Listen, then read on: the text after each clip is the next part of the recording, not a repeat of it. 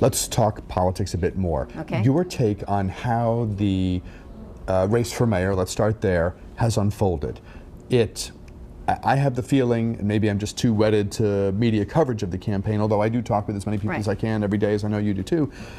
That poll showing the chairman to have a really significant lead with not that much time remaining and early voting taking place, shrinking the number of available voters available, to the mayor. That poll felt like a real moment. And I have to wonder, is this now Vince Gray's race to lose? I think it is, and I was very pleased by those results.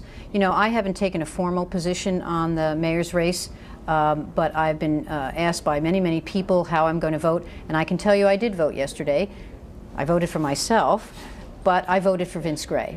And I'm going to support Vince Gray, and I hope the residents of my ward and around the district also support Vince Gray, because I think, having worked with him over the past 4 years, shoulder to shoulder, I have become, an admirer. And I was someone who came skeptically to him because I supported his opponent when he ran for chair. But he's a man of integrity. He's thoughtful. He's intelligent. And he'll be a leader, the kind of leader that we need now. It's not just rhetoric when he talks about one city. He really wants to bring the city together. He has an ability to make progress without disrespect or alienating groups. So I have come to the view that he is the mayor that we need now. Do you think he'll be able to make the transition from legislator to executive? He gets high marks for his role shepherding the council. Difficult role. A lot of people say he's done a good job. But not everyone makes the transition because they're different gigs. Are you confident? I'm very confident. I've seen him make the decisions that he's had to make. What he does, though, is he allows people to have their say. It doesn't mean that they tell him what to do or that he has to follow particular advice. But people feel then ownership. They feel invested in the outcome, which I think is the key ingredient. If we're really going to make progress in the District of Columbia, we have to all pull together. We can't be divided either by race or ward. The problems of unemployment affect the entire district, not just the people where the higher unemployment exists. The problems, the health issues that we have in the district, the issues that we have about schools, all of this is something where we have to pull together. And I think he's the mayor to do that. Do you understand and do you share the frustration of those who say that amiable Ward 4 councilman who took this city by storm 4 years ago, changed and not for the good? I'm reminded of one thing, and this is really minuscule in the big picture, but we were both there, and here we are talking, so it's just in my mind.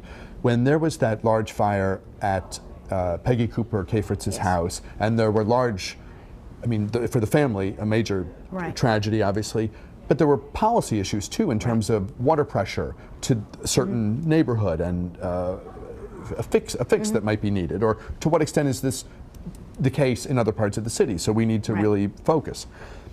The mayor was there with a command truck, meeting with people, getting ready to brief the press. You found out about his presence and their presence, not from the mayor, not in a courtesy way, or hey, let's be together, let's work together. You found out from the press, and when you showed up, we were all standing there outside the trailer waiting for the mayor to come out, and I thought, this is not the city working together, and I'll go a step further. I thought, I'll bet your constituents like the mayor and like the changes he's brought to the city. Why is it that he and you are not hand in glove on 1,000 different issues? I don't know, and it's a deep disappointment to me because I had felt that would be the case.